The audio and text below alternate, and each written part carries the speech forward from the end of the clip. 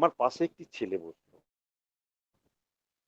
তার সঙ্গে কি সূত্রে আলাপ আলোচনা করতে করতে সে বলল যে সে শুনলো আমি দেওঘরে থাকি, কথাবার্তা খুব ভালো লাগলো। সে পড়াশোনা, তার কিছু সাজেশন চাইলো। সাজেশন মানে সে পড়া একটা সিদ্ধান্ত নিতে পারছে না, পড়াশোনা করছে। তা আমি তার সঙ্গে অনেক গল্প করলাম, কথাবার্তা বলতে সে খুব খুশি হলো। বলে একবার আমাদের বাড়ি যাবেন। আমি কোথায় যাচ্ছি? আমি বললাম, কাটোয়া টাউন। বলে বেশি দূর না আমাদের বাড়ি। তোমাদের কি গ্রামের নাম? তোমাদের গ্রামের নাম কি? বললো আমাদের গ্রামের নাম বনকাপাসি। চমকে উঠলাম, ছোটবেলায় এই ছড়াটা শুনেছিলাম। আমি বললাম অবশ্যই যাব, তোমার বাড়ি কোনখানটা বলো। তারপরে তার বাড়ির ঠিকানা দিল। আচ্ছা, আমাদের ওখানে একজন ডাক্তার আছেন, ডক্টর পবিত্র দত্ত। তা তিনি খুব সম্মানীয়, খুব বড় ডাক্তার। তার ওখানে সম্ভবত গেলাম, কোথায় জটাইদাও ছিলেন নাকি। যাই হোক, সবাইকে নিয়ে মুক্তি তো ছিলই, বনকাপাসি ওই ছেলের বাড়ি যাওয়া হলো। বোধহয় 9 জন মেম্বার, ঢুকতে গ্রামের প্রথমেই ওদের বাড়ি, বর্ধিষ্ণু পরিবার। ওদের বাড়ি যাওয়া হলো, ওদের বাড়ি সপরিবারে দীক্ষা হলো। ও খুব খুশি, ছেলেটি খুব খুশি। ছেলেটি যে বাড়িতে গল্প করেছে, ওরা আগ্রহে অপেক্ষা করছিল। ওই গ্রামে গিয়ে দেখলাম, আমাকে একজন বলল, জানেন আমাদের গ্রামে একটা কাজ হয়। কি ব্যাপার? না, শোলার কাজ হয়। শোলা মানে এই ঠাকুর দেবতার মালা টালা, চাঁদমালা বা গয়নাগাটি এসব যে তৈরি হয় শোলা দিয়ে, ওই গ্রামে সেই শোলার কাজ হয়। তা আমি ঘরে ঘরে ঘুরি, দেখলাম বাচ্চা বাচ্চা ছেলে মেয়েরা, বউয়েরা এই গরুকে খেতে দিচ্ছে, রান্না করছে, ফাঁকে এসে ওই কাজ করছে। একটা ঘর আছে সবার ঘরে, সবার ঘরেই একটা কমন ঘর আছে যেখানে ওইগুলো রাখা আছে। যে যখন সময় পাচ্ছে ওই কাজ এসে করছে। বাবা হয়তো মাঠে চাষ করতে গেছে, ফিরেছে হাত পা ধুয়ে, একটু খাবে টাবে, তার আগে বসে গেল আর একটা কাজ করতে। অদ্ভুত একটা শিল্প কর্ম চলছে সারা গ্রামটা জুড়ে। এবং খুব সাদরে আমাদের বসালেন, যে যে বাড়িতে গেলাম, এবং দীক্ষা হলো, অনেক দীক্ষা হলো। আমি ভুলতে পারবো না যে তাদের ব্যবহার। কাজের চাপে, সময়ের সংক্ষেপে আমি বেশিক্ষণ থাকা যায়নি, বা আর পরবর্তীকালে বেশি যেতে পারিনি। কিন্তু অন্যান্য ঋত্বিকরা সেখানে গিয়েছিলেন। সেই মানুষদের যে আন্তরিকতা দেখেছিলাম, সে আমি প্রায় 28-30 বছর হয়ে গেল, আমি এখনো বুঝতে পারিনি। এরকমই আমরা একটা দল, তখন খুব ভালো লাগতো যে নতুন গ্রামে ঢুকতে, নতুন কোনো গ্রামে যেতে। খবর পাওয়া গেল যে নতুন নতুন গ্রাম খোঁজা হচ্ছে, 8টা 10টা ছেলে আছে। খবর পাওয়া গেল অমিয় পালদা এক বোন, তিনি থাকেন কাটোয়া দাঁইয়া রোডের পাশে একটা গ্রাম, বেশি দূর না কাটোয়া থেকে, পাঁচোয়া গ্রাম। তা সেবারে আমার সময় বেশি ছিল না, একটা দিন সময় ছিল। আমি বললাম কাল সকাল থেকে আমরা যাব, একদম কিছু খাবো না, না খেয়ে লাগবো। 70 জন দীক্ষা দেবো, 70। ওই গ্রামটাতেই যাওয়া হলো। ব্যাস, সারাদিন ঘুরে ঠিক 70 জনই আমার দীক্ষা হলো। অদ্ভুত ব্যাপার। এবং সারাদিন পর একটা বাড়িতে আমরা খাওয়া দাওয়া করলাম। আর ওর মধ্যে কতগুলো ঘটনা ঘটলো, যেটা কিছু মানুষ, ছেলেপুলে, যারা দীক্ষার জন্য বহুদিন ধরে অপেক্ষা করেছিল, তাদেরকে দেখলাম, তাদের কথা শুনলাম, তারা ডেকে নিয়ে গেল। আর 8-10টা যে ছেলে ছিল, তাদের একটা গভীর তৃপ্তি। তার মধ্যে মুক্তি সাহা, বিকাশ হালদার, ধৃতি, ধৃতি ছিল, আরো সব কয়েকজন ছিল। সেই ঘটনা মনে আছে, কত বছর আগের ঘটনা, যে মানুষ যদি সংকল্প করে ঠাকুরের কাজ করব মনে, এই সংকল্প নিয়ে চললে সংকল্প সিদ্ধ হয়। আমরা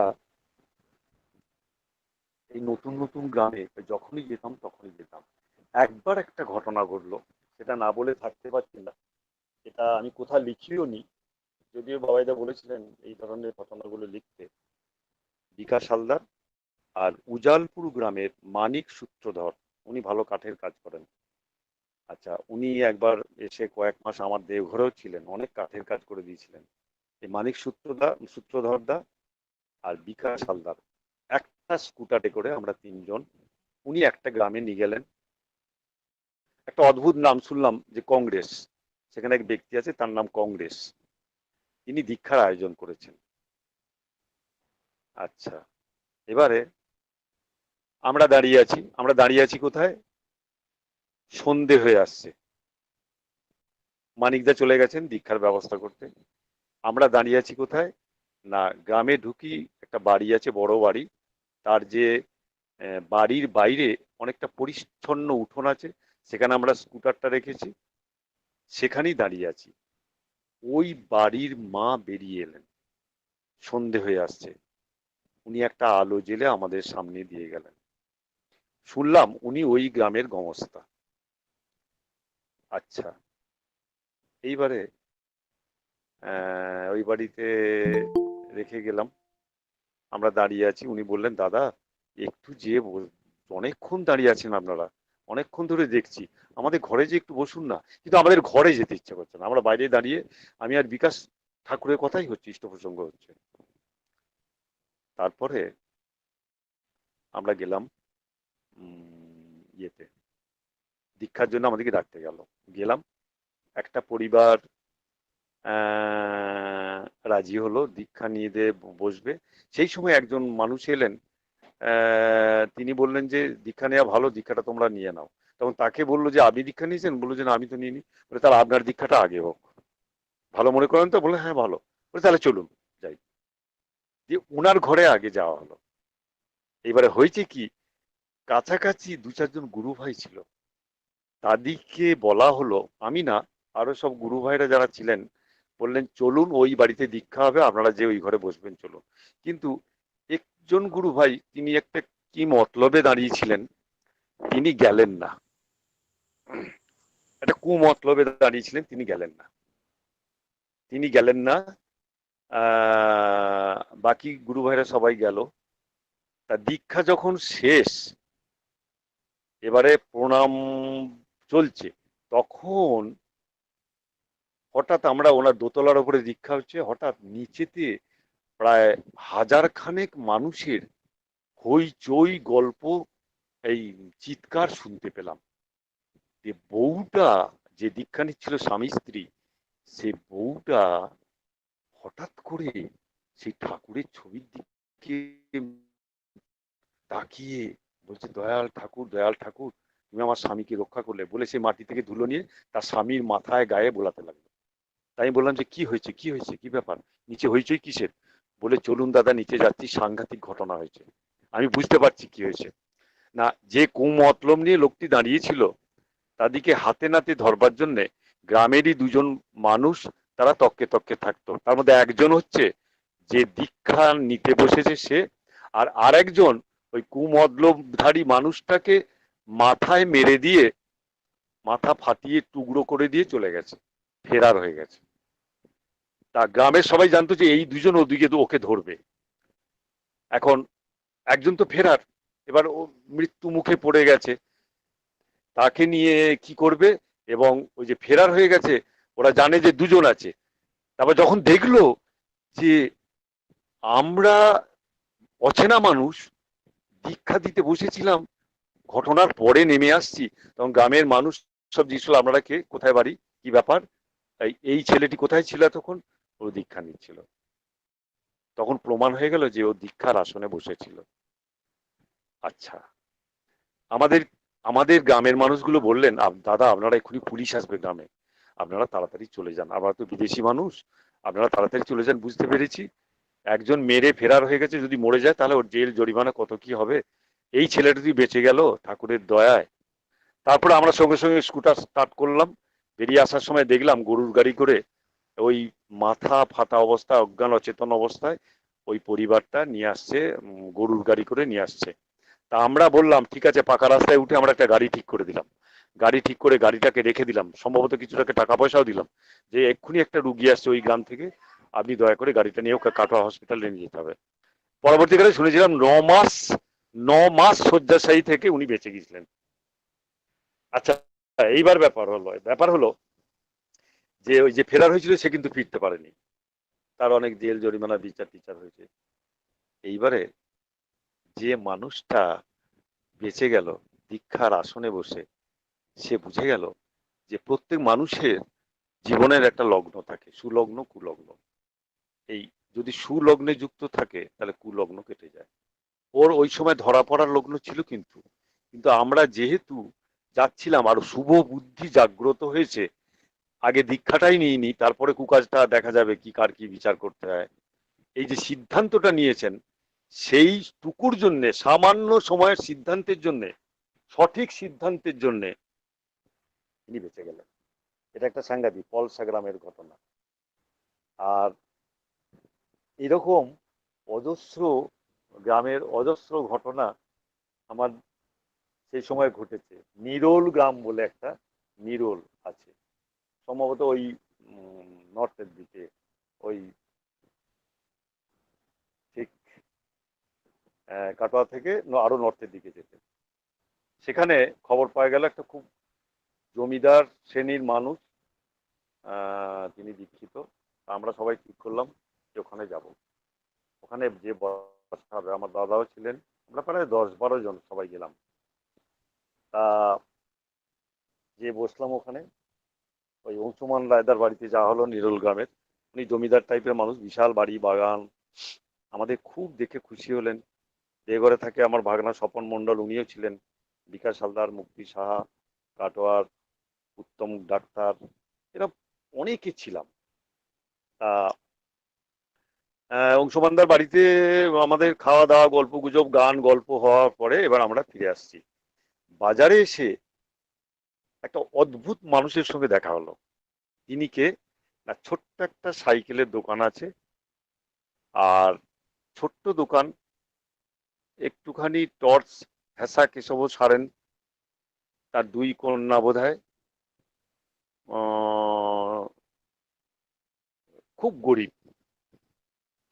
তিনি জোর করে ধরলেন যে দাদা আমার বাড়িতে একটু পায়ের ধুলো দিন। বললো যে দাদা আবার, দাদা কতগুলো ব্যাপার থাকে, তার আন্তরিকতা দেখে বললেন ঠিক আছে চলুন, আপনার ঘরে তো বসার জায়গা নেই। বলো আমার ঘরে বসার জায়গা কে বললো, ওই তো সামনে দোতলা।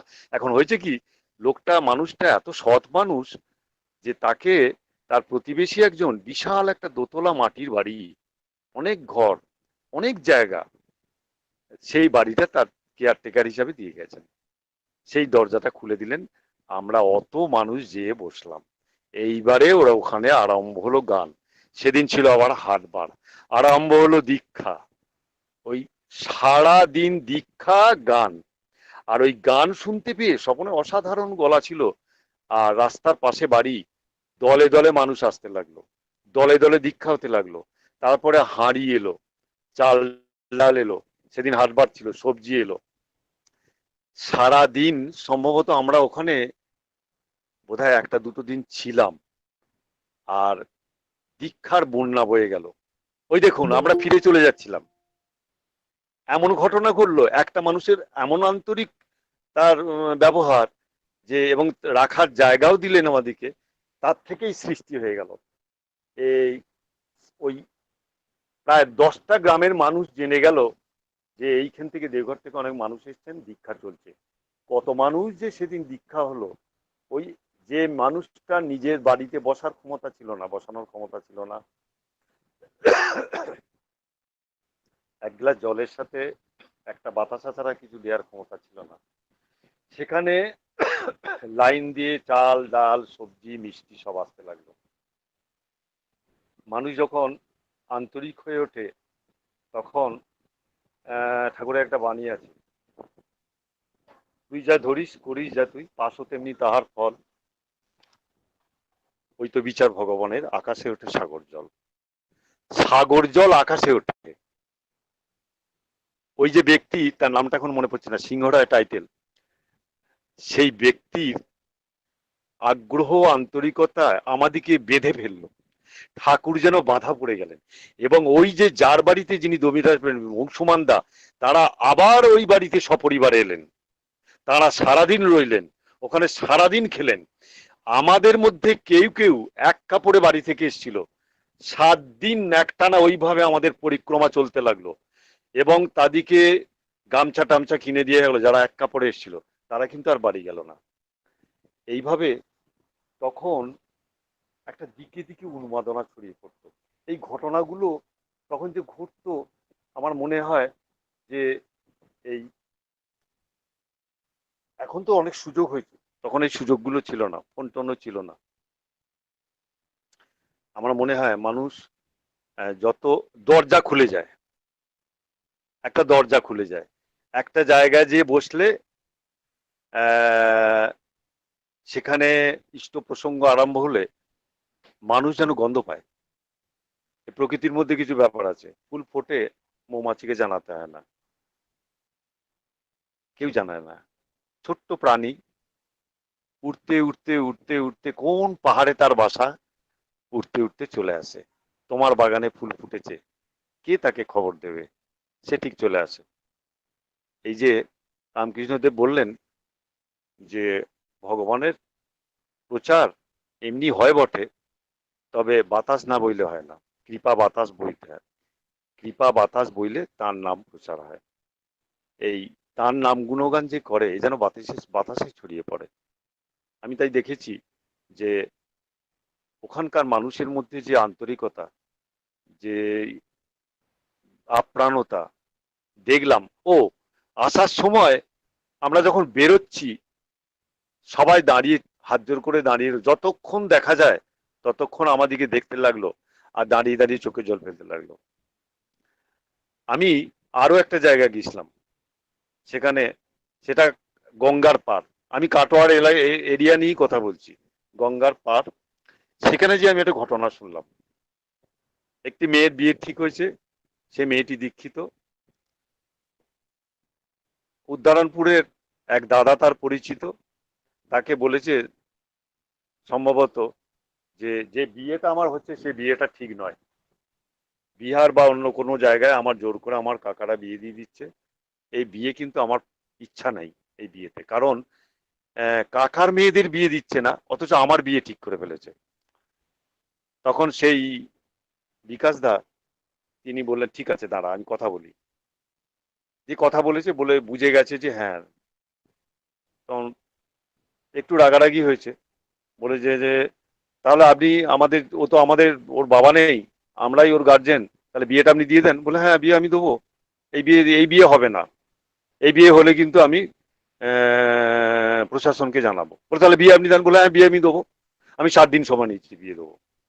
ব্যাস, এই 7 দিনের মধ্যে পাত্র জোগাড় হলো, জিনিসপত্র জোগাড় হলো, প্রায় লক্ষাধিক টাকা সংগ্রহ হলো এবং ধুমধাম সহকারে বিয়ে হয়ে গেল। এর মধ্যে অনেক অদীক্ষিত মানুষ, দীক্ষিত মানুষ তো করেইছে, অদীক্ষিত মানুষ তারাও টাকা দিয়েছে। আমি খবর পেয়েছিলাম যে অনেক অদীক্ষিত মানুষ টাকা দিয়েছে, কারণ এই ধরনের ঘটনা এখানে ইতিপূর্বে ঘটেনি। এটা সব জায়গায় প্রচার হয়ে গেল, সবাই জেনে গেল যে শ্রী শ্রী ঠাকুরের দীক্ষিত যারা, তাদের এই আপ্রাণতা, একতা, কোনো মানুষকে তারা পড়তে দেয় না। আর আমরা তো সংকল্প তাই করি যে আজ থেকে এই সংকল্প করছি, আমার পারিপার্শ্বিক প্রতিবেশী সবার যে কোনো প্রয়োজনে আমি কাজে লাগবো। অর্থ সামর্থ্য বা আমার যা সামর্থ্য আমি তাই দিয়ে আমি তাদের দুঃখ দূর করব। এইটা একটা ঘটনা, ওই জায়গার ঘটনা। আমি একটা সময় অনেক জায়গায় ঘুরতে ঘুরতে, hello hello hello hello hello. একটা সময়, হ্যাঁ, শোনা যাচ্ছে? শোনা যাচ্ছে? হ্যাঁ শোনা যাচ্ছে। হ্যাঁ হ্যাঁ আমি শোনা কতগুলো যে ঘটনা বললাম, এগুলো কিন্তু কোথাও লেখা নাই। এগুলো একটা একটা করে এই ঘটনাগুলো মনে পড়ে গেল। আর স্মৃতি সততই সুখের। একটা ঘটনা আমি লাস্টে বলবো, যে সেই ঘটনাটা শ্রী শ্রী দাদার কাজ পর্যন্ত গড়িয়েছিল। এই কাটোয়ার মানুষেরই ঘটনা। কাটোয়ার একজন টিচার আছে, তিনি থাকেন সম্ভবত কুসুমগ্রাম, বর্ধমানের একটা জায়গায়। একটা ঘটনা ঘটেছিল, সেই ঘটনাটা আজকে আমি বলার সুযোগ পেয়েছি। আচ্ছা, হ্যালো হ্যালো হ্যাঁ হ্যাঁ হ্যালো, হ্যাঁ শোনা হ্যাঁ যাচ্ছে। শোনা যাচ্ছে। হ্যাঁ আমি ঘটনাটা বলি। ঘটনাটা হচ্ছে যে ওই টিচার, ওনার ওই কাটোয়ার গঙ্গার পারে বাড়ি। তা তিনি টিচারই করেন, হাই স্কুলে শিক্ষকতা করেন। জীবনটা তার একটু অন্যরকম, সাধারণ মানুষের মতো নয়, দরদি। মাসের শেষে পয়সা থাকে না, কারণ অনেক প্রয়োজন মেটাতে হয়। আর বাড়িতে তাকে যে দিতে হয় তা নয়, কিন্তু বাড়ির মানুষগুলো জানে যে এই ছেলের কাছ থেকে এ এত এর মানুষ চতুর্দিকে ছড়িয়ে আছে যে এর কর্তব্যবোধ এত সচেতন যে বাড়ির প্রয়োজন হলে করবে, কিন্তু না হলে ওর কাছে কিছু না নেওয়াই ভালো। আর বাবা মাও সেরকম পরিবারটার। আমি সেই মানুষটার বাড়ি একবার গেছি। যেতে যেয়ে একটা জায়গায় গঙ্গার পাশে, বাঁদিকে গঙ্গা, গঙ্গার পার ধরে হাঁটছি। একটি ছেলে এসে দেখা করলো, তার বন্ধু। ছেলেটিকে দেখে আমার কেমন যেন মনে হলো। আমি বললাম যে যে তুমি এই ছেলেটি, তোমার বন্ধুটি দীক্ষার ব্যবস্থা করতে পারবে? চলে গেল, বলল। আমি একদিন দুদিন থাকলাম, কিন্তু দীক্ষা হলো না। দীক্ষা হলো পরে, তখন তখন তার জীবন বিপর্যয়ের চরমে পৌঁছে গেছে। বেশি দিনের মধ্যে নয়, কিছু দিনের মধ্যেই। এবং স্বীকার করলো যে তখন যদি দীক্ষা হতো তাহলে আমার এই এই জীবনটা এতটা বিপর্যস্ত হতো না। এই জন্য ওখানে আর একটা মানুষকে আমি দেখলাম যে গান করে, মাছ ধরে, বাউল গান করে। এ ঘরে ঘরে শিল্পী, প্রত্যেকটা ঘরে শিল্পী।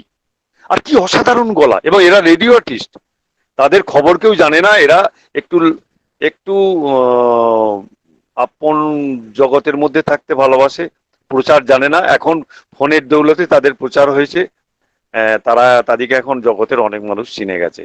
কিন্তু আমরা যখন প্রথম যাতায়াত করতাম, তখন আমি আশ্চর্য হয়ে যেতাম যে এই ঘরে ঘরে জাত শিল্পীগুলো, এদের কবে মানুষ দেখতে পাবে, কবে জানতে পারবে। এরাও অনেকে এদের মধ্যে প্রবল 10-12 বছর বয়স থেকেই যে জীবিকা এরা থাকে, তাতে করে নেশা করতেই হয়, কারণ প্রচন্ড পরিশ্রম করতে হয়। কিন্তু এই এই এই জায়গার লোকেরা দীক্ষার পরে কি হলো, তাদের দৈনন্দিন যে জীবনযাত্রাকে গায়ে হাত পড়লো, স্বভাবের গায়ে হাত পড়লো। এদের মধ্যে অনেকে স্বস্তি নিলেন। সেই জায়গায় যদি আপনাদের কখনো যাওয়া ঘটে, উদ্ধারণপুর, সীতাহাটি, দত্তবাটি, এই যে জায়গাগুলো যদি আপনারা কখনো যেতে পারেন, তাহলে দেখবেন যে কি সুন্দর মানুষ, ঠাকুরের মানুষ সব এখানে আছে। বছরে একবার করে আমাদের যাওয়া হতো। আর কি আপ্রাণতা এদের জানেন! এরা, আমরা যখন দল বেঁধে যেতাম, এরা দুটো নৌকো ভাড়া করত। এই নৌকো ভাড়া করত, নিজেদেরই নৌকো। দুটো নৌকোয়, একটায় গান বাজনা আর একটা রান্না বান্না। এই নৌকো নিয়ে আমরা উজানে চলে যেতাম, পলাশির যুদ্ধের প্রান্তর পর্যন্ত। ওখান থেকে বেশি দূর নয়, কিন্তু বোধহয় 8-10 কিলোমিটার গেলেই ওটা পাওয়া যায়। পরে আসবার সময় ভাটার টানে ভেসে ভেসে আসতাম। তা এই করতে গিয়ে রবিদা বলে একজনের সঙ্গে আমার পরিচয় হলো, যার একটা নৌকো, এই নৌকোই তার জীবিকা। হঠাৎ খবর পেলাম এই বিরাট অ্যাক্সিডেন্ট হচ্ছে। কি অ্যাক্সিডেন্ট না, পরপর দুটো নৌকোটা ভেসে গেছে জলে, আর লাঙল করছিলেন ছাতা নিয়ে বর্ষার, গরু দুটো বজ্রপাত হয়েছে, সম্ভবত গরু দুটো মারা গেছে, আর ওনার বুড়া আঙুলটা পুড়ে গেছে, আর কিচ্ছু হয়নি। গরু মারা গেছে কিন্তু উনি বেঁচে গেছেন। আর নৌকোটা, পরপর দুটো লোকসান। সম্ভবত এই রবিদার জীবনেই ঘটেছিল, নামও বোধহয় রবিদা। তা আমি, বেঁচে গেলেন উনি, ইষ্টবিধি করতেন নিখুঁত ভাবে, উনি বেঁচে গেছেন। আর গঙ্গায় বোট চালাতে হতো তাকে, নৌকো চালাতে হতো। নৌকো নাই, গরু নাই, খাবে কি? যা হোক ধরাধরি করে সরকার থেকে একটা নৌকো ব্যবস্থা হলো। সরকার থেকে অনুদান দিলে, সরকারের এরকম ব্যবস্থা আছে, পঞ্চায়েত থেকে সবাই জানলো, সাক্ষী দিল, একটা নৌকোর ব্যবস্থা হলো। তার টাকা পয়সা দিয়ে নৌকো তৈরি হচ্ছে। কিছুদিন পরে হলো কি, ওই নৌকো, হারানো নৌকো, সে কোথায় যে কে ধরেছে, নৌকোয় চিহ্ন থাকে, সেই নৌকো পাওয়া গেল। সব হারালো, সব ফিরে পেলেন। শুধু তাই নয়, দ্বিগুণ মাত্রায় ফিরে পেলেন। সেই জন্য আমাদের জীবনে গুরু ধরে চললে যদি লোকসানও কিছু হয়, তার আড়ালে আমার কর্মফল কাটে আর আমার মহামঙ্গল হয়, হারায় না কিছু, দ্বিগুণ হয়ে ফিরে আসে। এই প্রায় প্রত্যেক মানুষের জীবনেই যদি গুরুর চলনে ব্যত্যয় না হয়, গুরুর চলনে বিশ্বাসে নির্ভরতায় খাকতি না হয়, তাহলে এটা তার চরণে আমরা যারা আশ্রয় নিয়েছি তাদের প্রত্যেকের জীবনে গুরু জীবন্ত হয়ে এইটা প্রমাণ করে দেবেন। আর তিনি এটা করতে ভালোবাসেন। শিষ্যের কাছে, সেবকের কাছে তিনি উন্মুক্ত হতে ভালোবাসেন। ঠাকুর একটা বাণী আছে যে তুমি উন্মুক্ত হও তার কাছে যিনি তোমায় আবৃত করে রাখেন। আমাদের ঠাকুর আমার সবটা দেখতে পান, তার কাছে গোপন করার কিচ্ছু নেই। আমি যদি তার কাছে আমার কোনো কিছু গোপন না করি, অকপট হই, তখনই তার সঙ্গে আমার যোগ সম্ভব, এর বাইরে নয়। আমি আজকের মতো ছাড়ছি, আবার পরে কোনো দিন দেখা হলে আমাদের আরেকজন দাদা আছেন, তিনি ঠাকুরের কথা বলবেন, আপনারা শুনবেন দয়া করে। জয় গুরু। জয় গুরু, জয় গুরু। খুব ভালো লাগলো। আমাদের শ্রদ্ধেয় ঘোড়াদা আমাদের সবারই খুব প্রিয় আপনজন, একজন অসম্ভব নিষ্ঠাবান ভক্ত মানুষ। তার পিতা ছিলেন শ্রী শ্রী ঠাকুরের থাকাকালীন একজন নিষ্ঠাবান কর্মী। তিনি শ্রী শ্রী ঠাকুরের এক কথায় চাকরি ছেড়ে শ্রী শ্রী ঠাকুরের full time worker Shri Shri ঠাকুরের প্রিয় ছিলেন। বর্ধমান জেলার বর্ধমানে আপনারাই কিন্তু থাকেন। তার মাধ্যমে শিক্ষা হয়েছে আমাদের মন্ত্রী রাজেন দা, এইসব যে বড় বড় কর্মী, সব কিন্তু তার মাধ্যমেই শিক্ষা এবং তৈরি হয়েছে। তারা প্রত্যেকেই শ্রী শ্রী ঠাকুরের নিষ্ঠাবান কর্মী। তার পরিবারের ছেলে মেয়ে নাতি প্রত্যেকেই কিন্তু এখন ঠাকুরের কর্মী। তাদের মধ্যে অনেকেই আবার আশ্রমেই থাকে। ঘোড়াদাও সে আশ্রমে থেকে দাদা বাবাইদার সান্নিধ্যে থেকে তিনি আজকে প্রতি ঠাকুরের কাজ করছেন। তিনি এত দেন এলাকায় আজ থেকে দীর্ঘ 22 বছর আগে এসে একটা দীক্ষা পরিক্রমায় যে প্রচুর ঘটনা ঘটেছিল, ঠাকুরের দীক্ষা পরিক্রমায় যে অভূতপূর্ব ইষ্টময় পরিবেশের সৃষ্টি হয়েছিল, বহু মানুষ এই নিষ্ঠাবান গোড়াদার সংস্পর্শে এসে এক অদ্ভুত ভক্তিময় পরিবেশের সৃষ্টি হয়েছিল। সেটা আমরাও সঙ্গে ছিলাম, উপলব্ধিতে আছে। প্রত্যেক মানুষই যে সবটাই যে ইষ্টকে চায়, তার একটু স্পর্শ পেলে প্রত্যেকের হৃদয় যে জেগে ওঠে, তাই এই ইষ্টময় পরিক্রমায় আমাদের অনেক উপলব্ধি হয়েছে। বহু অদ্ভুত উপলব্ধির ঘটনা তিনি আমাদের শোনালেন, তা আমাদের অনেকেই জীবন চলনা অনেক কাজে লাগবে, প্রেরণা দেবে। এতদিন পরও যে তার স্মৃতিতে এইসব ঘটনা ধরা আছে ভেবে আমি মুগ্ধ হয়ে যাচ্ছি। যাই হোক, ঠাকুরের কাছে প্রার্থনা করি তিনি দীর্ঘজীবী হয়ে সুস্থ হয়ে আমাদের সঙ্গে আবার আবার যাতে সঙ্গ দিয়ে যাতে আমরা ইষ্ট পথে চলার প্রেরণা পাই, পরমকথা প্রার্থনা জানাই তিনি আরো ভালো থাকুন। এখন আমরা আসুদার কাছে একটা ছড়ার আসুদা একটা সময় সঙ্গে ছড়ার গান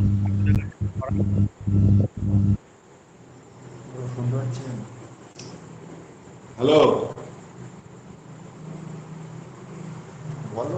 হ্যালো, হ্যাঁ শোনা যাচ্ছে করো একটা করবো?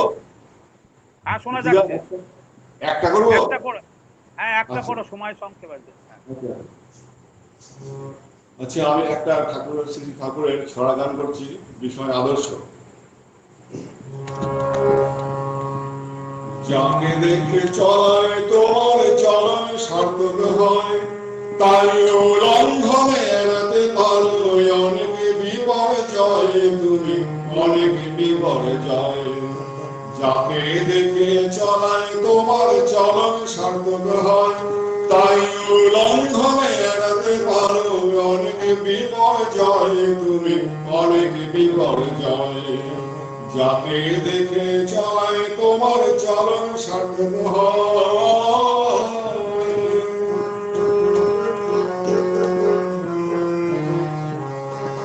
যার ভাবে আর কথায় কর অন্তর বিন্যাস, সেই মানুষই আদর্শ জানিস পেতে সন্ন্যাস, যার ভাবে আর কথায় কর অন্তর বিন্যাস, সেই মানুষই আদর্শ জানিস পেতে সন্ন্যাস।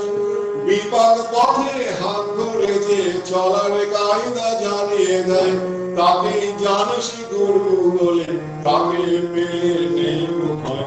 বিপদ পথে হাত ধরে যে চলার কায়দা জানিয়ে দেয়, তাকে জানিস গুরু বলে, তাকে পেলে নেই ভয়। যাকে দেখে চলায় তোমার চলন সার্থক হয়।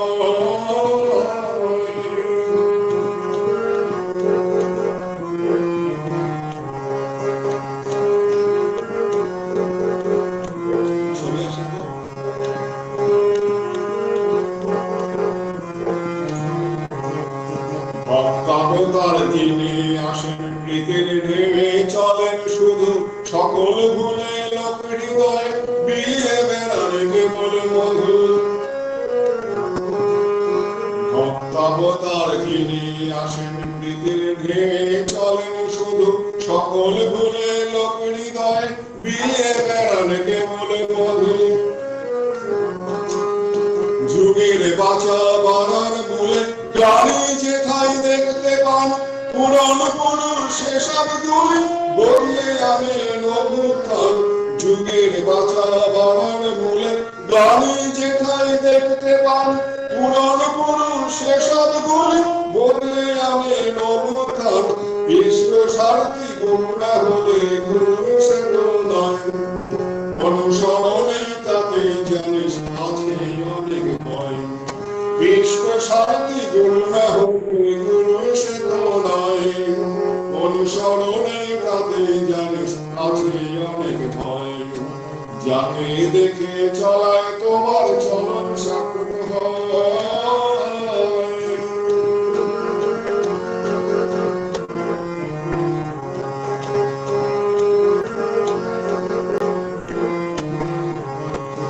অসীম যখন সসীম হয়ে সীমাতে লয় স্থান, ব্যক্তিভেদে টান হলে টান দেখবি ভগবান। অসীম যখন সসীম হলে সীমাতে লয় স্থান, ব্যক্তিভেদে টান হলে টান দেখবি ভগবান। ঈশ্বরের ডাক এসেছে তার কাজে তোর সঙ্গতি, যোগানে ধন্য হবে বৈতরিত দুর্মতি। ঈশ্বরের ডাক এসেছে তার কাজে তোর সঙ্গতি, যোগান দিয়ে ধন্য হবে বৈতরিত দুর্মতি। গুরুর টানে আপ্রণতায় কর্মনেশা যেমনি হয়, নির্ভরতা নিরর পায় এমনি সে গাইরে যায়। গুরুর টানে আপ্রণতায় কর্মনেশা যেমনি হয়, নির্ভরতা নিরর পায় এমনি সে গাইরে যায়। যাকে দেখে চলায় তোমার চলন সার্থক হয়, তাই উল্লঙ্ঘনে এড়াতে পারো অনেক বিপর্যয় তুমি, অনেক বিপর্যয়। যাকে দেখে চলায় তোমার চলন সার্থক হয়, যাকে দেখে চলায় তোমার চলন সার্থক হয়।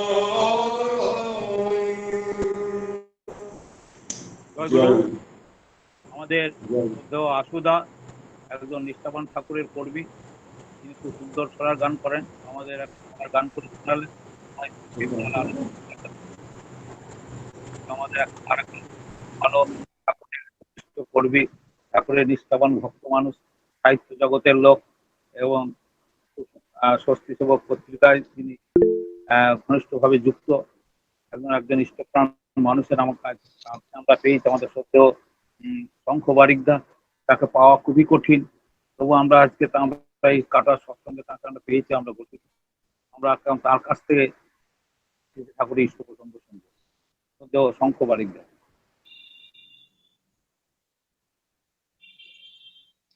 পরম প্রেমময় শ্রী শ্রী ঠাকুরের রাতুল চরণে জানাই সশ্রদ্ধ প্রণতি। পরমারাধ্যা জগৎ জননী শ্রী শ্রী বড়মার রাতুল শ্রী চরণে জানাই সশ্রদ্ধ প্রণতি। পরম পূজ্যবাদ শ্রী শ্রী বরদার রাতুল শ্রী চরণে জানাই সশ্রদ্ধ প্রণতি। পরম পূজ্যপাদ আচার্যদেব শ্রী শ্রী দাদার রাতুল শ্রীচরণে জানাই সশ্রদ্ধ প্রণতি। কাটোয়া সৎসঙ্গ বিহারের আজকের এই অনলাইন মাধ্যমের সৎসঙ্গে উপস্থিত ইষ্টপ্রাণ দাদা ও মায়েদের সকলকে আন্তরিক জয়গুরু জানাই। দাদা, আমি ক্যামেরাটা অফ করে দিয়েই বলছি। হ্যাঁ, ঠিক আছে, তাই করো। এতক্ষণ আপনারা শুদ্ধ গোড়াদার কাছ থেকে বাস্তব জীবন কথা শুনছিলেন। আমার গুরুজন শুদ্ধ গোড়াদা পূজ্যপাদ বাবাই দাদার নির্দেশে, যার সান্নিধ্যে থেকে বর্তমানে আমি ইষ্টকর্মে রত, বিগত 3 বছর ধরে পূজ্যপাদ বাবাই দাদার নির্দেশে তার সান্নিধ্যে থেকেই বিভিন্ন কাজকর্ম করে চলেছি। প্রতিনিয়ত শিখেছি কি করে সম্পূর্ণভাবে ঠাকুরের হয়ে উঠতে হয়, নিজের জীবনটাকে কি করে সম্পূর্ণভাবে ঠাকুরের জন্য উৎসর্গ করে দিতে হয়, এবং শুধু নিজে না, আর 5 জনকেও কিভাবে শ্রী শ্রী ঠাকুরের জন্য, আমার প্রিয় পরমের জন্য আর জীবনকে উৎসর্গ করতে উদ্বুদ্ধ করতে হয়, সেটাও তিনি আমাদের শেখান। আজকে একটা বিশেষ প্রসঙ্গ নিয়ে আপনাদের কাছে উপস্থাপন করতে চাইছি। শ্রী শ্রী ঠাকুর বললেন ধর্মটা ছোটবেলা থেকে অনুশীলন করতে হয়। শ্রী শ্রী ঠাকুরের যে জীবন দর্শন, সেখানে আমরা দেখেছি শ্রী শ্রী ঠাকুর বললেন 12 বছর বয়সে দীক্ষা নেওয়ার কথা। কেন? আমরা যখনই যাজন করতে যাই, কম বেশি আপনাদের সবাইরই প্রায় এরকম অভিজ্ঞতা আছে। দাদারা মায়েরা অনেকেই বলেন এখনো দীক্ষা নেওয়ার বয়স হয়নি, আর একটু বুড়ো হই, সেসব বয়সকালে করা যাবে। অর্থাৎ এক কথা একটা চালু ধারণা যে ধর্মটা বয়সকালে করতে হয়, দীক্ষা টিক্ষা একটু বুড়ো হয়ে নিতে হয়।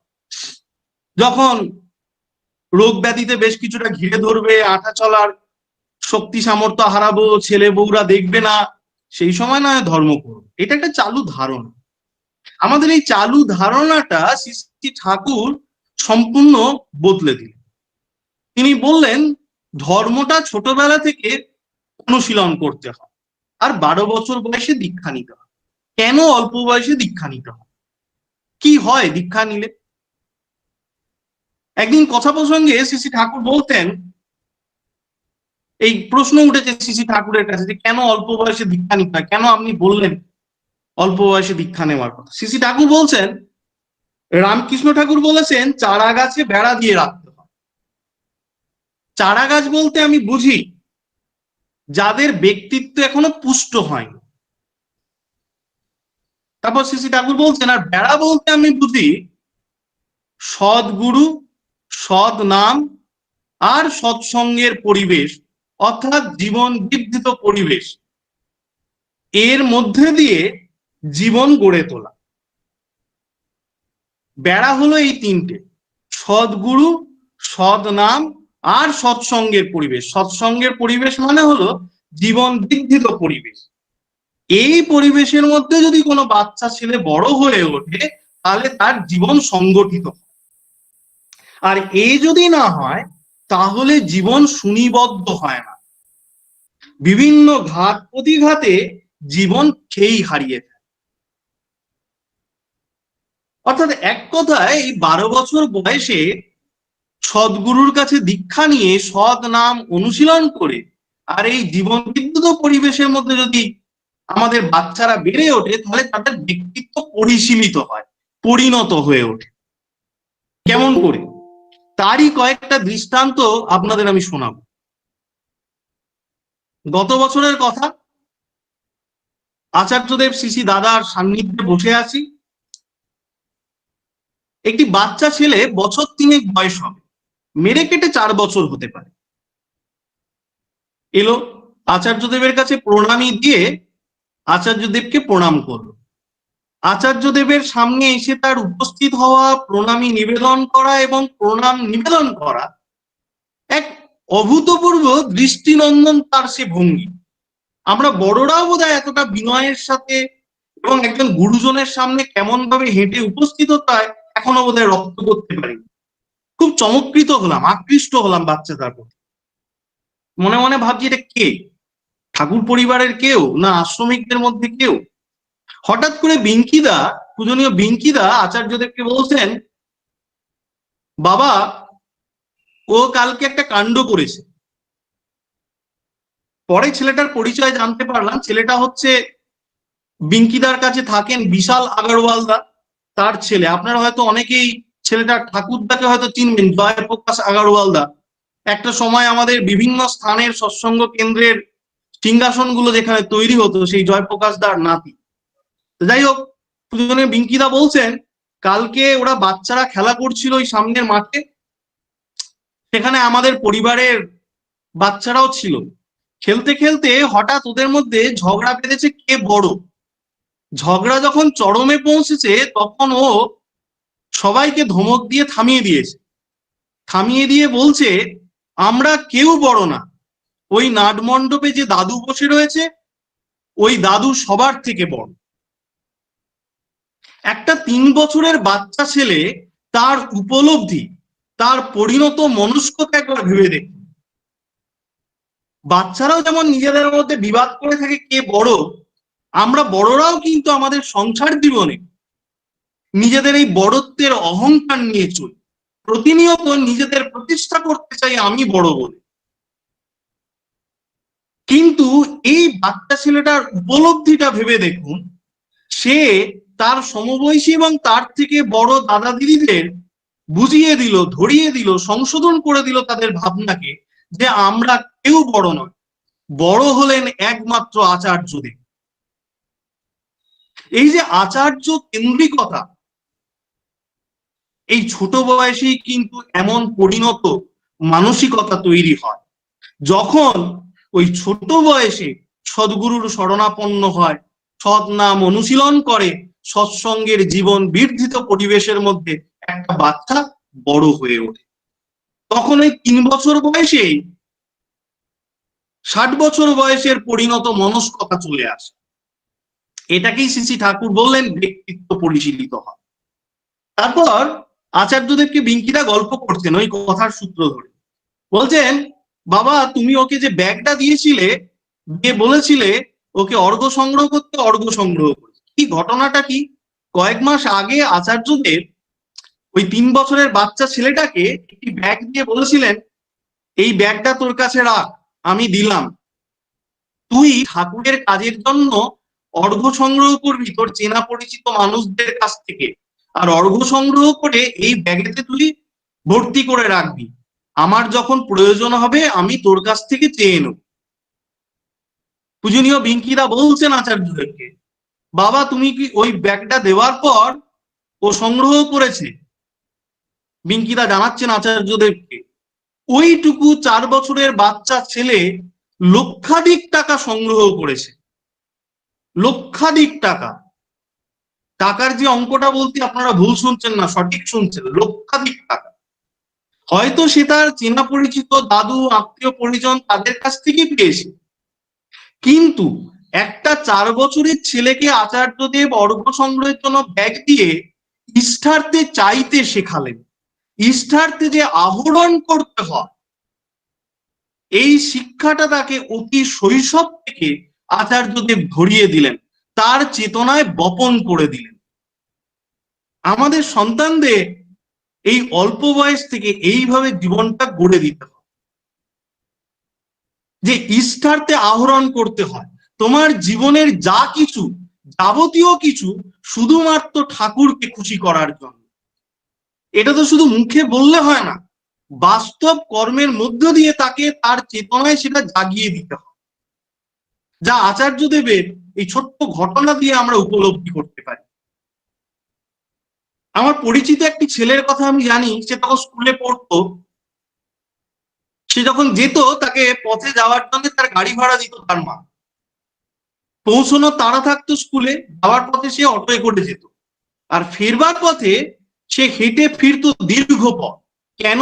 ওই গাড়ি ভাড়ার পয়সাটা আমি বাঁচাবো। তার যেখানে বাড়ি সেখানকার অঞ্চলে তখন কেন্দ্র মন্দির তৈরি হচ্ছে, ওই টাকাটা সে চাইতো যে আমার তো কোনো উপার্জন নেই, আমি কেন্দ্র মন্দিরের তৈরির জন্য কি করে অর্ঘ্য দেবো। সে ভাবতো এই গাড়ি ভাড়ার পয়সাটা যদি আমি বাঁচাতে পারি তাহলে এটা আমি ঠাকুরের কাজের জন্য দিতে পারি। এই বোধ, এই চেতনা এইভাবে রেঙে ওঠে যে আমার একমাত্র করার লক্ষ্য, আমার সমস্ত কিছুর লক্ষ্য হচ্ছে একমাত্র আমার ঠাকুরকে খুশি করা। একদিন আলোচনা প্রসঙ্গের মধ্যে ঠাকুর বলছেন, একটি মাকে ঠাকুর শেখাচ্ছেন যে বাচ্চাদের মন কি করে ইষ্টের ভাবে রাঙিয়ে দিতে হয়, তাদের মনের ভিতরে এই চেতনাকে জাগিয়ে দিতে হয় তোমার সমস্ত কিছু ঠাকুরকে খুশি করার জন্য। ঠাকুর একটা ছোট্ট গল্প বলছেন, মাটিকে বলছেন মনে করো শীতকাল, বাড়িতে কমলা এসেছে, তোমার বাচ্চাটা ওই কমলা খাওয়ার জন্য খুব বায়না করছে, তখন তোমার উচিত তাকে বলা, চলো আমরা এই কমলাগুলো থেকে কয়েকটি কমলা ঠাকুর ভোগের জন্য দিয়ে আসি ঠাকুর বাড়ি গিয়ে, তারপর আমরা সেটা প্রসাদ হিসেবে গ্রহণ করব। তাকে সাথে নিয়ে ঠাকুর বাড়িতে যেতে হয়, তাকে দিয়ে সেই কমলা ঠাকুর ভোগের জন্য নিবেদন করাতে হয়, আর তারপর তা প্রসাদ রূপে গ্রহণ করতে হয়। এতে সন্তান শেখে আমার প্রিয় পরমের জন্য, আমার পরম দয়ালের জন্য সমস্ত কিছুকে আগে উৎসর্গ করতে হয়, তারপর সেটা প্রসাদ রূপে জীবনে গ্রহণ করতে হয়। এটা থেকে তার বোধ গড়ে ওঠে আমি যা কিছু করি সবকিছু ঠাকুরকে খুশি করার জন্য। আমাদের ছেলে মেয়েদের একটা চালু জীবনচর্যার অঙ্গ হচ্ছে, দাদা আমার সময় হয়ে গেলে একটু বলে দেবেন কেমন? আপনি বলেন বলেন, আপনি আপনি এখন আর 9টা পর্যন্ত তো বলেন, 9টার আগে যে যতদিন না ছেলে মেয়েরা চাকরি পায় ততদিন অন্তত বাবা মা পয়সা দেয়, ছেলে মেয়েরা ইষ্টভীতি করে। সবাই নয়, তবে অধিকাংশ ছেলে মেয়েদের ট্রেন্ডটাই এটা, বাবা দেয় ইষ্টভীতি করে। একটা ছোট্ট ঘটনা আপনাদের বলি, অনেকটা অতীতের কথা, পাবনা জীবনের কথা, কিন্তু আমাদের জীবনে শিক্ষণীয়। প্রণব রায়দা বলে এক দাদা ছিলেন, তার বাবা তাকে একদিন সাইকেলে চড়িয়ে পাবনা হিমায়তপুর আশ্রমে নিয়ে গেল সকালবেলা। কি না সেদিন তার দীক্ষা হবে, অল্প বয়স বাচ্চা ছেলে, 12 বছর বয়স। ঠাকুরের কাছে নিবেদন করলেন তার বাবা, আগে আমার ছেলের 12 বছর বয়স হয়েছে, দীক্ষার অনুমতি প্রার্থনা করছি। ঠাকুর বললেন গোসাইদা দীক্ষা দেবে। সেই মতো ছেলেটি গোসাইদার কাছে গেল, গোসাইদা দীক্ষা দিতে বসেছেন, বিভিন্ন সংকল্প বলছেন, ইষ্টভীতি করালেন। তা অন্যান্যদেরও যেমন বলেন, গোসাইদা সেই বাচ্চা ছেলেটিকেও একই কথা বলেছেন যে স্ব উপার্জিত টাকা দিয়ে ইষ্টভীতির অর্ঘ্য নিবেদন করতে। তা গোসাইদার কাছে এই কথা শোনার পর বাচ্চাটার মনে স্ট্রাইক করেছে যে আমি তো স্কুলে পড়া একটা বাচ্চা ছেলে, আমার তো নিজস্ব কোনো উপার্জন নেই, তাহলে আমি ইষ্টভীতি করবো কি করে? সরল মন, সে গোসাইদাকে প্রশ্নই করে বসছে, আচ্ছা দাদু আমি তো উপার্জন করি না, কিন্তু আপনি বললেন স্ব উপার্জিত টাকা দিয়ে ইষ্টভীতি করতে হয়, তাহলে আমি ইষ্টভীতি করবো কি করে? গোসাইদা বলেন, শোন, তোর দাদুর কাছে অনেক শাকসবজির বীজ আছে, তুই বাড়ি গিয়ে তোদের বাড়ির পিছনে যে বাগান আছে সেখানে সেই শাকের বীজ বুনবি, তোর দাদুর কাছ থেকে ওই বীজ নিয়ে বাগান করবি শাকসবজি, সেই শাকসবজি তোদের বাড়ির লোকেরা খাবে, এর বাবদ তোর বাবা তোকে কিছু টাকা দেবে, সেই টাকা দিয়েই তুই ইষ্টভীতি করবি, এটাই হবে তোর স্বউপার্জিত অর্ঘে ইষ্টভীতি করা।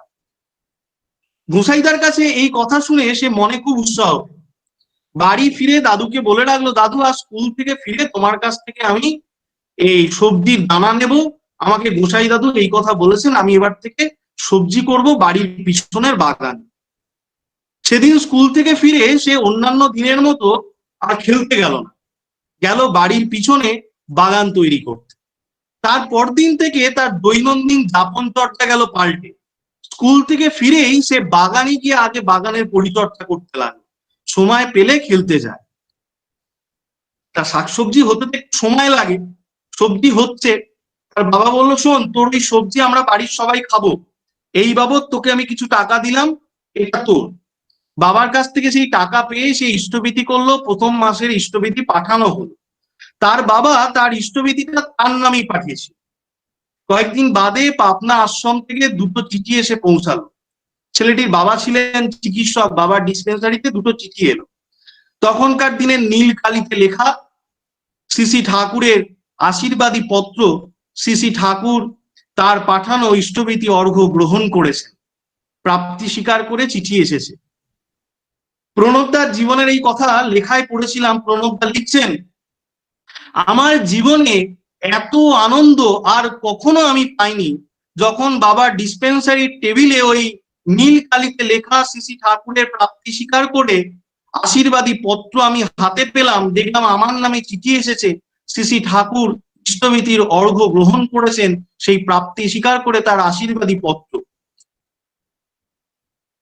এইভাবে আমাদের সন্তানদের ভিতরে এই চেতনা জাগিয়ে দিতে হয় যে ইষ্টভীতিটা তোমার নিজের স্বউপার্জিত পয়সা দিয়ে করতে হয়।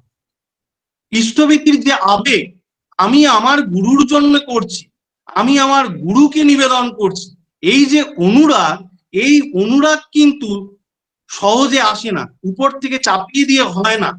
বাস্তব করার ভিতর দিয়ে যখন বোধ ঘটে ওঠে, এই আমি আমার স্বউপার্জিত অর্ঘ্য দিয়ে করছি, এই চেতনা যখন জাগে, তখন সে করার ভিতরে একটা স্বতন্ত্র অনুরাগ থাকে। বাবার দেওয়া পয়সায় ইষ্টভীতি করি, তাতেও অনুরাগ থাকে, কিন্তু আমি আমার স্বউপার্জিত পয়সা দিয়ে অতি শৈশব থেকে ইষ্টভীতি করছি, এর যে অনুরাগ, এর যে বোধ, এর যে চেতনা, তা কিন্তু একেবারে স্বতন্ত্র। আমাদের বাবা মাদের উচিত হচ্ছে সন্তানের ভিতরে এই চেতনাটা জাগিয়ে দেওয়া। এমন করে জাগাতে হয়, তার ছোট্ট দৃষ্টান্ত কিন্তু আপনাদের সামনে বললাম। আমরা সবাই চাই আমাদের ছেলেমেয়েরা পড়াশোনায় তুখর হোক, কিন্তু কেন? ভালো পড়াশোনা করছে, 5 জনের কাছে বুক ফুলিয়ে বলতে পারবো, সবাই বাহবা দেবে এই জন্যে? না, তারা যেন বড় হয়ে ঠাকুরের মানুষ হয়ে উঠতে পারে, ঠাকুরের কাজ করতে পারে, এই জন্যে তারা ভালো করে লেখাপড়া শিখে। ঠাকুর বলছেন পড়াশোনায় তুখর হওয়ার দুটো তুক রয়েছে। ঠাকুর বলছেন একটা তুক হচ্ছে যে ছেলে মেয়েরা প্রত্যেকদিন বাস্তবভাবে বাবার মার কিছু না কিছু সেবা করে, বাস্তবভাবে কিছু না কিছু করে, তারা পড়াশোনায় তুখর হবে। একটি ভাইকে একদিন কথা প্রসঙ্গে শ্রী ঠাকুর বলছিলেন, শোনো, প্রত্যেক দিন ইষ্টভীতি করার পর বাবা মাকে প্রণাম করতে হয়, আর প্রত্যেক দিন বাবা মাকে প্রণাম করার সাথে কিছু না কিছু দিতেই হয়। কিছু না পাও, অন্তত তোমার বাড়ির বাগানের ফুল গাছ থেকে দুটো ফুল তুলেও বাবা মার হাতে দিতে হয়। এই বাস্তবভাবে করাই তোমার যোগ্যতাকে বাড়িয়ে তোলে। এই শ্রদ্ধা, এই অনুরাগী তোমার যোগ্যতাকে বাড়িয়ে তোলে। দ্বিতীয় আর একটা তুক ঠাকুর বললেন, পড়াশোনাটা করতে হয় ঠাকুর সেবার মতো করে। আমরা বাবা মারা মন্দিরে যাই, মন্দিরে গিয়ে নানা কার্যক্রমে অংশগ্রহণ করি, কিন্তু ছেলে মেয়েদের সেইভাবে নিয়ে যায় না। ভাবি তাদের পড়াশোনা আছে, পাশে পড়াশোনার সময় নষ্ট হয়। ঠাকুর বললেন পড়াশোনায় তুখর হতে হলে পড়াশোনাটা করতে হয় ঠাকুর সেবার মতো করে। তা আমার ছেলেকে যদি আমি বাস্তবভাবে ঠাকুরের কাজে যুক্ত নাই করি, তাহলে ঠাকুর সেবা কেমন ভাবে নিষ্ঠার সাথে, অনুরাগের সাথে করতে হয় সেটাই তো সে জানে না। তাহলে পড়াশোনাটা সে ঠাকুর সেবার মতো করে করবে কি করে? তাই শুধু বাবা মাদের মন্দিরে গেলে হবে না, আপনাদের সন্তান সন্ততিদের, আমাদের সন্তান সন্ততিদের হাত ধরে পারলে প্রত্যেকদিন মন্দিরে নিয়ে যেতে হয়, কিছু না কিছু বাস্তব কার্যের সাথে তাদের যুক্ত করতে হয়। তাতে তারা শেখে, উপলব্ধি করে কেমন করে নিষ্ঠার সাথে, অনুরাগের সাথে সুন্দর করে ঠাকুরের কাজ করতে হয়। আর সেই অনুশীলনী তাদের পড়াশোনায় প্রতিফলিত হয়। এমন করে অনুরাগের সাথে তারা, নিষ্ঠার সাথে তারা পড়াশোনা করে, স্বাভাবিকভাবে তাদের পড়াশোনায় তখন সাফল্য চলে আসে। কিছুদিন আগে পূজনীয় অনুদ্যুতিদা আমাদের চন্দননগরে বলছিলেন তার নিজের জীবনের কথা। তিনি বলছিলেন ক্লাস 10 অব্দি স্কুলে তার ছিল সবচেয়ে সর্বনিম্ন অ্যাটেন্ডেন্স, 50%ও তার উপস্থিতি হতো না। কারণটা কি? কারণ মায়ের সাথে বিভিন্ন উৎসবাদিতে যেতে হতো, দেওঘরে আসতে হতো, ঠাকুরের বিভিন্ন কাজে মায়ের সাথে যাওয়ার দরুন তার পক্ষে স্কুলে বিশেষ উপস্থিত থাকা সম্ভব হতো না। কিন্তু ক্লাস 10-এর যখন বোর্ডের পরীক্ষা হলো, দেখা গেল তিনি 10ম স্থান অধিকার করেছেন। বাস্তবভাবে ঠাকুরের সাথে, ঠাকুরের ইষ্টকর্মের সাথে যে ছেলেরা নিজেদের জীবনকে যুক্ত করে রাখে, তাদের মেধা এতটাই তীক্ষ্ণ হয়ে ওঠে, তারা আর 5টা ছেলে মেয়েদের থেকে মেধাতে অনেক বেশি তীক্ষ্ণ হয়ে ওঠে, পড়াশোনাকে অনেক সহজে অধিগত করে নিতে পারে। আমি কোনো তত্ত্ব কথা আপনাদের বলছি না, আমি একটা গবেষণাপত্র কয়েক বছর আগে দেখেছিলাম। সেই গবেষণায় বলা হচ্ছে, যারা একটু পিছিয়ে পড়া, পড়াশোনায় ততটা তীক্ষ্ণ নয়, তাদেরকে যদি আধ্যাত্মিক সঙ্গীতের চর্চা করানো যায়, তাহলে তাদের এই যে পিছিয়ে পড়া, তাদেরকে গবেষণার ভাষায় বলা হয় স্লো লার্নার, সেই স্লো লার্নারের যে সমস্যা, প্রবলেম, সেটাকে কাটিয়ে উঠে তাদের মেধাকে তীক্ষ্ণ করে তোলা যায়। এবং যে গবেষণাপত্রটি যিনি লিখেছেন, তিনি এটা এক্সপেরিমেন্ট করে দেখেছেন, কিছু ছাত্রকে নিয়ে এটা পরীক্ষা করে দেখেছেন, এটা পরীক্ষা সিদ্ধ। এই স্পিরিচুয়াল মিউজিক, আমরা যে দুবেলা বিনতি প্রার্থনা করি, জয়রাধে করি, টাইপ অফ স্পিরিচুয়াল মিউজিক, এক ধরনের আধ্যাত্মিক সঙ্গীতের চর্চা, যা ঠাকুর আমাদের জীবন চর্চায় স্বাভাবিকভাবে দিয়ে দিয়েছে। 12 বছর বয়সে দীক্ষা নিয়ে যে ছেলেরা ভোরবেলা উঠে নাম ধ্যান করে, ইষ্টবৃত্তি করে, দুবেলা বিনতি প্রার্থনা করে, এই গবেষণার ভিত্তিতে কিন্তু আমরা স্বাভাবিকভাবে প্রমাণ সিদ্ধ যে তাদের মেধা অন্যদের তুলনায় অনেক বেশি তীক্ষ্ণ হবে।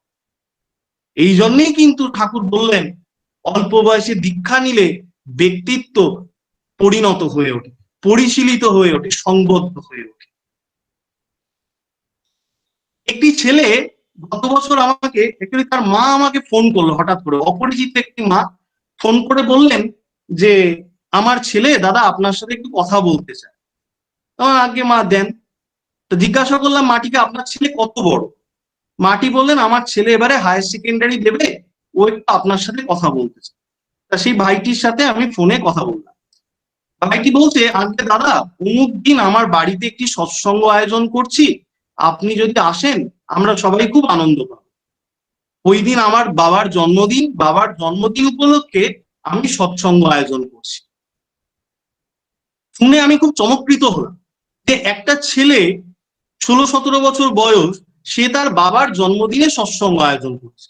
গেলাম তাদের বাড়ির সৎসঙ্গ, গিয়ে দেখলাম খুব সুন্দর করে সিংহাসন সাজানো হয়েছে, আয়োজন করা হয়েছে। সেই ভাইটিকে জিজ্ঞাসা করলাম, তা ভাই তোমার মাথায় এই পরিকল্পনা এলো কেন বাবার জন্মদিনে সৎসঙ্গ করার কথা?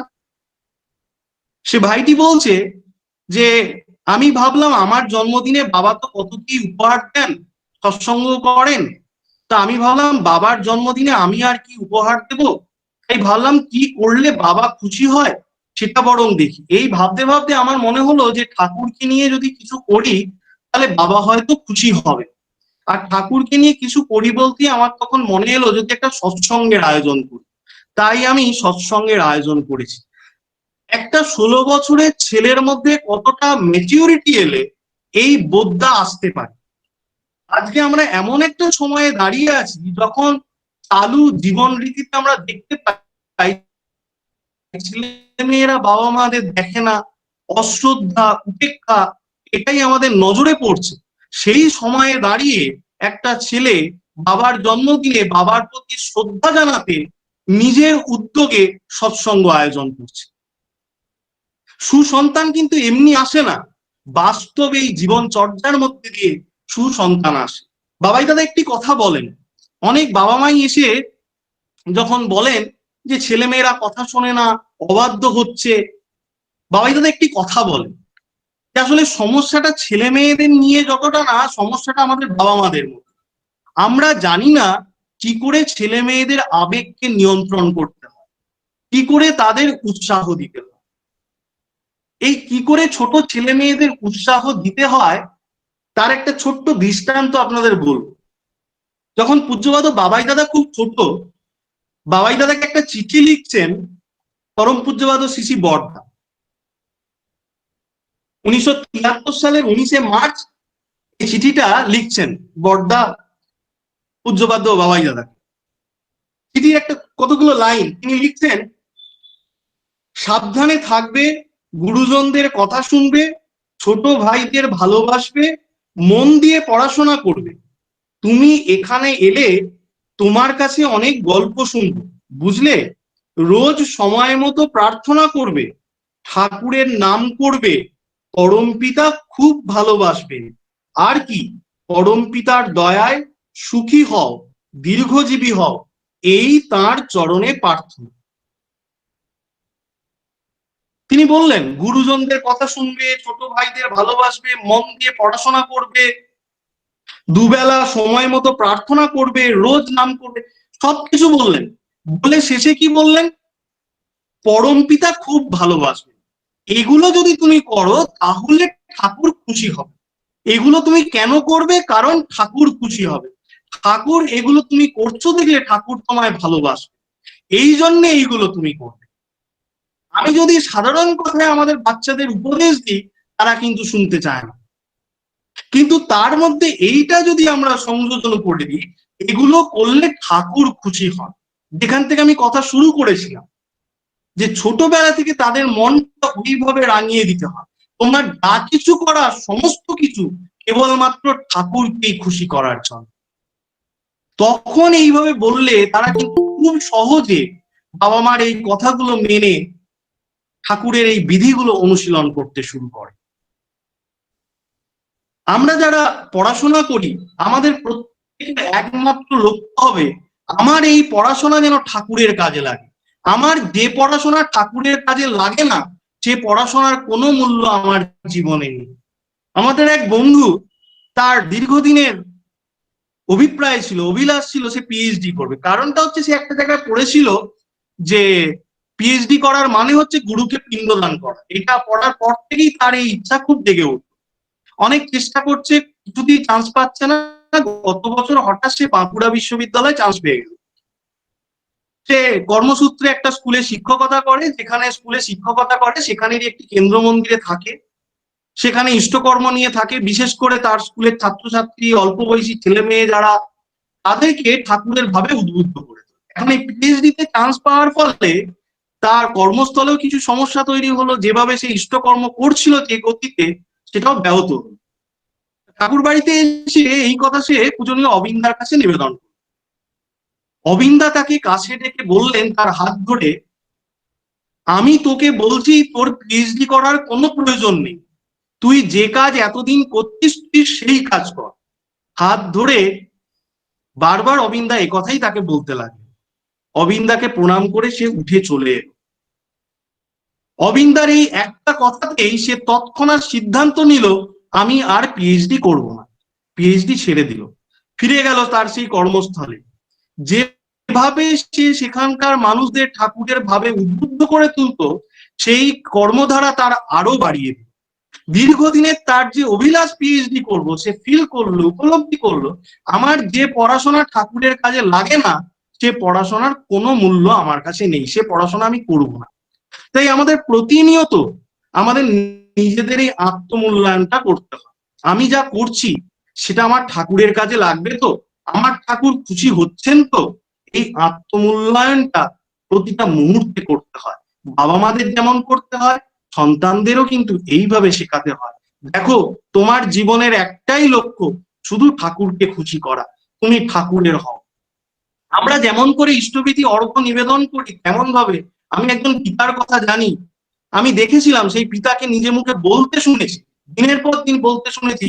ইষ্টবিধি করার পর ঠাকুরকে প্রণাম করে তিনি একথাও বলতেন, ঠাকুর, আমার সন্তানকে তোমার কাছে উৎসর্গ করলাম, সে যেন তার সবটুকু দিয়ে তোমার হতে পারে।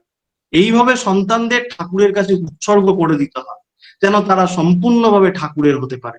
আর ঠাকুর আর একটা জিনিস শেখালেন, বললেন মন্ত্রের মতো প্রতিটা মুহূর্তে চলাফেরায় নিজের কানে কানে, নিজের অন্তরে অন্তরে বলতে হয়, আমি ইষ্টের, আমি ইষ্টের, আমি ইষ্টের। এই বলার মধ্যে দিয়ে আমার চেতনায় আমার ইষ্ট জীবন্ত হয়ে থাকে। তাই আসুন আমরা আমাদের জীবন, আমাদের সন্তান সন্ততিদের জীবন শ্রী ঠাকুরের চরণে উৎসর্গ করতে শেখাই, উৎসর্গ করি, যাতে আমরা পরিপূর্ণভাবে তার হয়ে উঠতে পারি।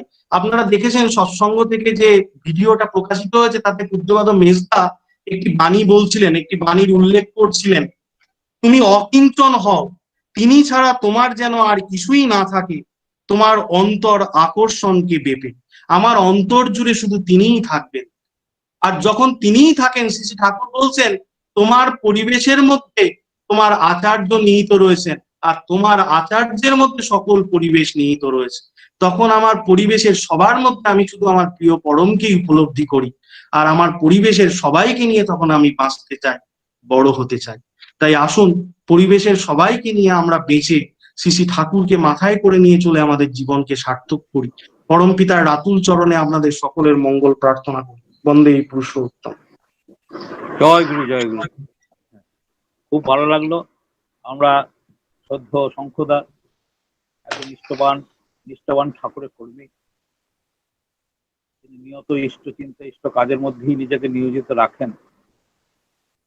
এই স্বস্তি সবে পত্রিকার সঙ্গে তিনি ঘনিষ্ঠভাবে যুক্ত। তাছাড়া তিনি প্রতিদিনই প্রায় আমি দেখি বিভিন্ন এই ঠাকুরের নিত্য প্রসঙ্গ নিয়ে, ঠাকুরের বিভিন্ন কাজকর্ম নিয়ে, ঠাকুরের যে সমস্ত বলা আছে সেগুলো নিয়ে বিভিন্ন সেমিনার, বিভিন্ন সৎসঙ্গে তিনি আয়োজন করেন বহু। সুন্দর এতক্ষণ ইষ্ট প্রসঙ্গ করলেন। এখন আমরা তার বিভিন্ন ঘটনা সম্বলিত সেই ইষ্ট প্রসঙ্গ শুনে আমরা অনেক কিছু শিখতে পারলাম। পরমপিতার রাতুল চরণে তার সুস্থ জীবন, সুদীর্ঘ জীবন আমরা প্রার্থনা করি। ইষ্ট কর্মই যে আমাদের জীবনের প্রধান, এবং ঠাকুরকে খুশি করে চলাটাই আমাদের জীবনের মূল লক্ষ্য। আমাদের প্রতিটা কাজ, প্রতিটা পদক্ষেপ সবসময় ইষ্ট কাজে অর্থাৎ ঠাকুরকে খুশি করছে কিনা তা তিনি নানাভাবে আমাদের সেভাবে চলার কথা বিভিন্ন ভাবে তিনি আমাদের বললেন, বিভিন্ন ঘটনা তিনি আমাদের কাছে তুলে ধরলেন, যেগুলো আমাদের জীবনে অনেক সম্বল। পরমপিতার রাতুল চরণে তার সেই আবার আমরা তার সুস্থ জীবন, সুদীর্ঘ জীবন প্রার্থনা করি। তার এই অমূল্য ইষ্ট প্রসঙ্গ শোনার জন্য আমরা আকুল হয়ে রইলাম। ভবিষ্যতে আবার যদি মাঝে মাঝে তিনি আমাদের একটু সময় দেন তাহলে খুব ভালো হয়। জয় গুরু। পরমপিতার রাতুল চরণে সবার মঙ্গল প্রার্থনা করি। আমাদের সময় শেষ হয়েছে, তাই আমরা এখন সপ্তম শেষ করবো ধ্বনি দিয়ে সপ্তম শেষ করবো।